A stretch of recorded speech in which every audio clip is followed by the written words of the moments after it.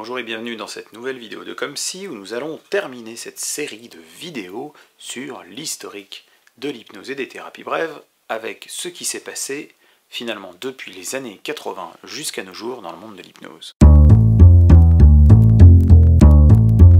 Je vais commencer par dire qu'il est totalement impossible de faire une vidéo pour expliquer tout ce qui s'est passé depuis les années 80 jusqu'à aujourd'hui. Tout ça c'est considérablement complexifié et je voudrais juste jeter 2-3 bases puisque cette vidéo s'adresse notamment aux gens qui vont commencer une formation en hypnose et en hypnose médicale pour qu'ils aient une petite idée du paysage actuel. En fait ce qu'il faut voir c'est que après la mort d'Erickson, l'hypnose a été influencée par un certain nombre de gens, mais aussi par un certain nombre de dérives de l'hypnose qui en ont fait quelque chose de très New Age, c'est-à-dire avec un côté très bien pensant et naïf, puisqu'Erickson s'intéressait aux ressources, alors c'était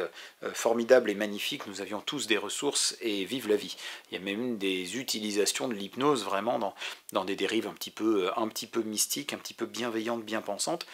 et qui n'ont pas forcément fait que du bien à l'hypnose. Il faut quand même rappeler qu'Erickson n'était pas un idéaliste, n'était pas un inénarrable optimiste, c'était quelqu'un de très réaliste et qui lui-même avait eu des lourdes épreuves dans sa vie et qui avait aussi fait face et aidé des gens qui étaient dans des situations extrêmement complexes.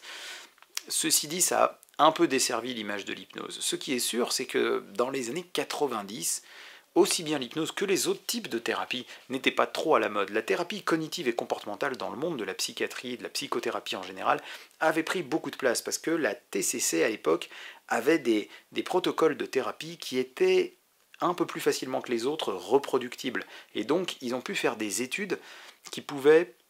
montrer une efficacité, qui pouvaient être avec des protocoles comparables entre eux, contrairement à beaucoup d'autres thérapies qui essaient d'individualiser tellement la thérapie aux patients que finalement il devenait difficile de faire des comparatifs. Et soit il fallait inventer de nouveaux moyens d'évaluer la thérapie, soit on essayait d'évaluer la thérapie de la même manière qu'on évalue d'autres choses plus reproductibles, comme des médicaments. Et effectivement, la TCC a été la première des thérapies à vraiment essayer de démontrer avec des méthodes qu'on connaissait déjà dans le monde de la médecine, avec des méthodes plus standards, d'études comparatives, à démontrer une efficacité. Et donc effectivement, dans une période un petit peu scientiste, il a été de bon ton d'être beaucoup dans la thérapie cognitive et comportementale. Et ça a été une très bonne chose d'un certain point de vue, parce que la TCC a amené beaucoup de pragmatisme, a amené beaucoup de résultats, et a permis à beaucoup de thérapeutes de se bouger et de se remettre en question, et elle a fait beaucoup évoluer le monde de la psychiatrie. Bien entendu aussi, avec certaines dérives, bien entendu, il a fallu rectifier le tir, et la fameuse troisième vague de la TCC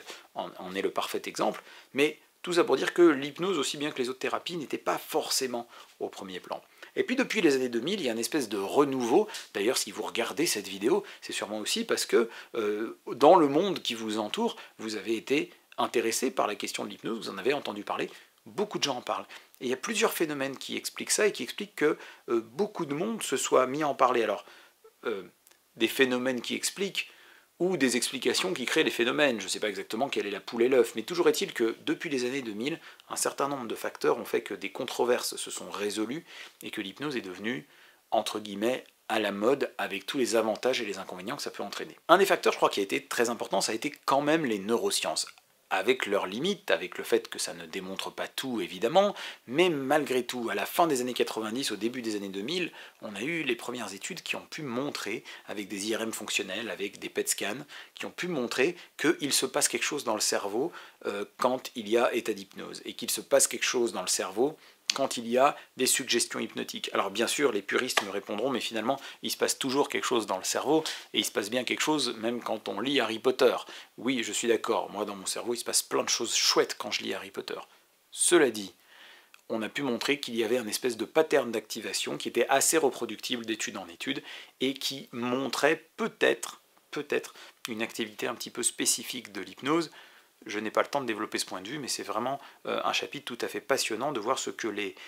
neurosciences ont réussi à nous montrer de la façon dont peut-être fonctionne du moins une part de l'hypnose dans notre cerveau. Ce qui a également contribué à donner cette crédibilité à l'hypnose, ça a été aussi le grand nombre d'études cliniques, donc pas forcément de recherche fondamentale, mais de recherche clinique. Des études qui ont montré que l'hypnose avait très concrètement, quand on l'appliquait, une efficacité, même une efficacité quand on la regarde statistiquement. on a pu trouver des moyens de l'évaluer mieux. Et donc, notamment sur un certain nombre d'indications médicales, sur la douleur, sur les gestes douloureux, sur certaines douleurs chroniques, mais aussi dans des douleurs de cancérologie. Donc vous l'aurez compris, c'est un domaine d'application très important, le monde de la douleur. Mais il y a aussi beaucoup d'études qui ont montré des choses dans le domaine psychique, sur de l'anxiété, sur des psychotraumatismes, etc. Et elle a été testée dans un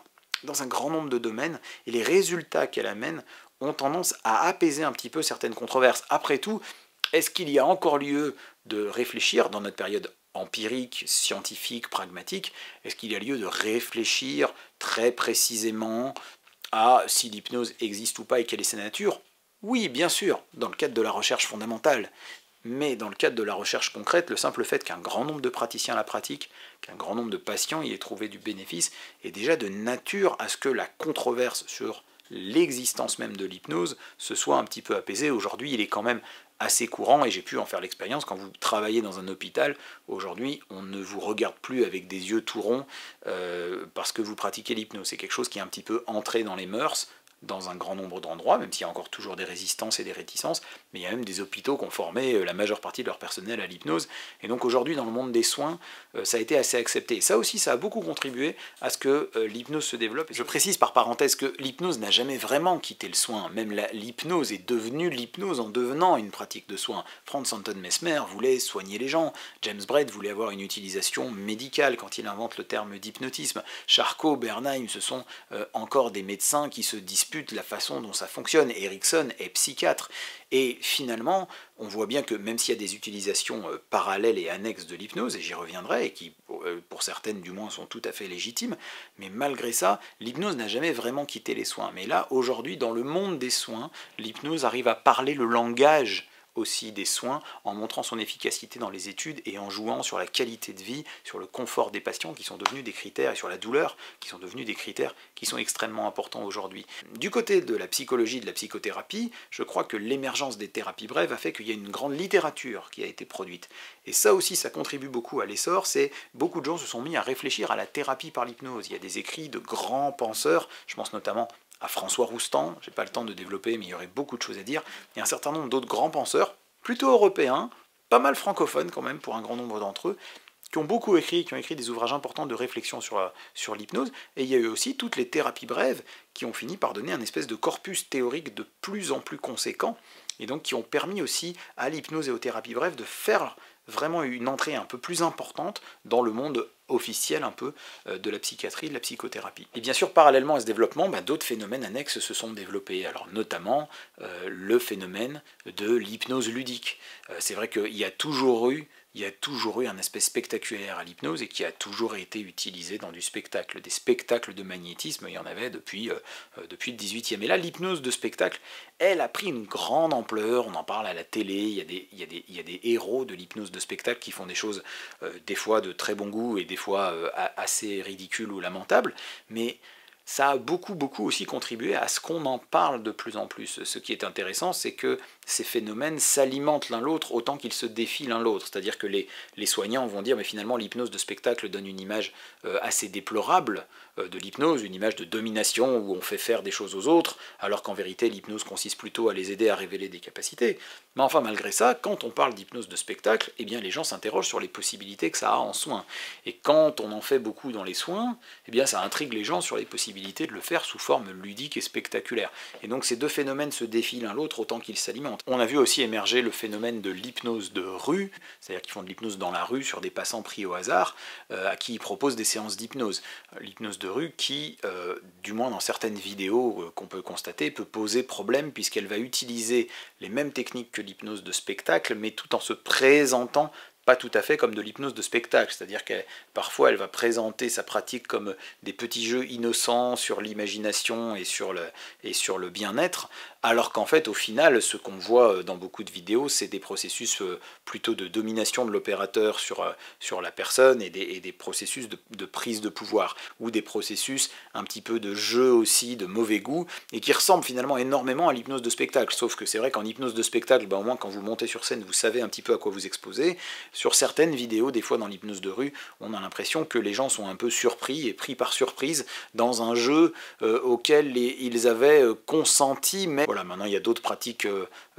d'hypnose, même ludiques, qui peuvent être tout à fait agréables et bienveillants, mais on voit bien, voilà, cette hypnose ludique, elle fait parler d'elle, par certains aspects elle pose problème, même parfois de gros problèmes, et pour autant elle alimente aussi un petit peu le discours sur l'hypnose. Et puis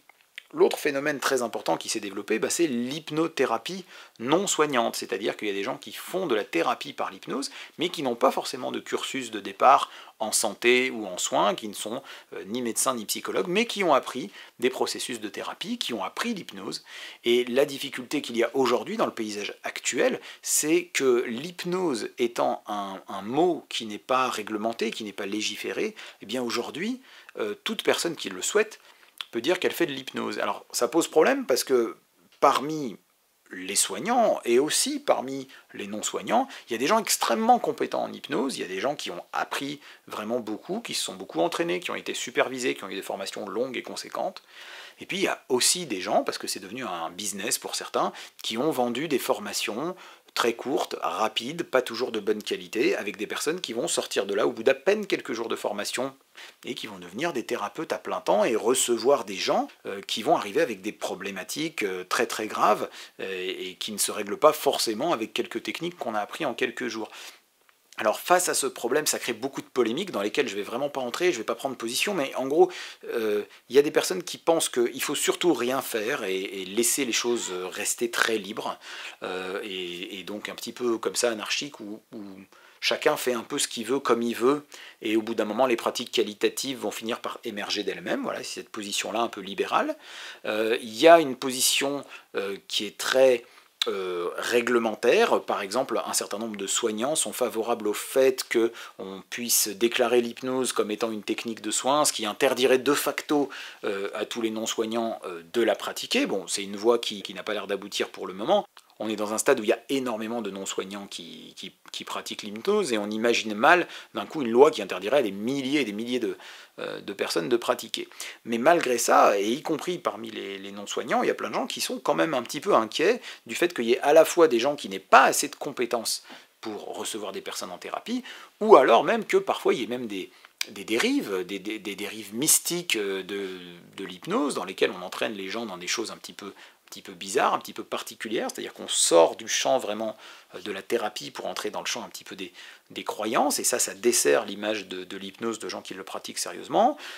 Et donc pour faire face à ça, il y a des gens qui proposeraient aussi qu'on réglemente les choses, non pas tant sur les personnes, en fonction des diplômes qu'ils auraient, et dans ce cas-là, ça leur laisserait le droit ou pas de pratiquer l'hypnose, mais d'autres personnes pensent qu'il faut légiférer plutôt sur la formation et sur les compétences requises, c'est-à-dire qu'est-ce qu'on devrait faire comme formation pour avoir la possibilité de dire qu'on fait de l'hypnose. Combien d'heures de formation faudrait-il? Sur quel thème? Sur quel domaine? Combien de temps de supervision faudrait-il? Est-ce qu'il existe un métier qui pourrait se créer, qui pourrait se réglementer, qui serait celui de thérapeute, qu'on soit soignant en l'ajoutant à nos compétences ou qu'on ne soit pas soignant, à condition d'avoir un certain nombre de prérequis, si oui, lesquels. Donc actuellement on est un petit peu dans le flou, on est encore dans la polémique qui n'est plus tellement sur l'hypnose existe-t-elle ou pas, ou bien l'hypnose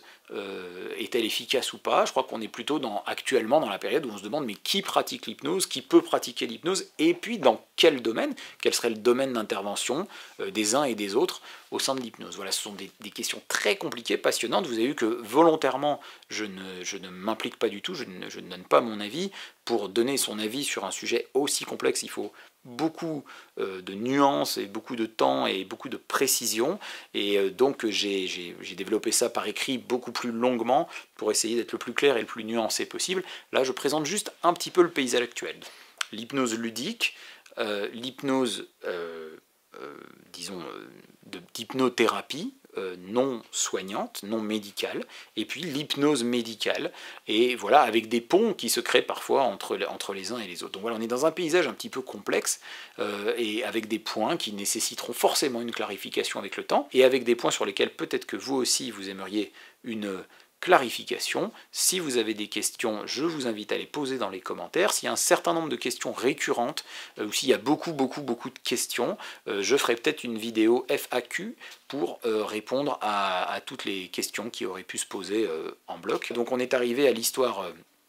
actuelle de l'hypnose, on a commencé dans l'Antiquité, on est arrivé à ici et maintenant, et à partir de là, quand on a fait un peu le tour du paysage, on peut un petit peu plus se lancer en avant sur qu'est-ce que l'hypnose, et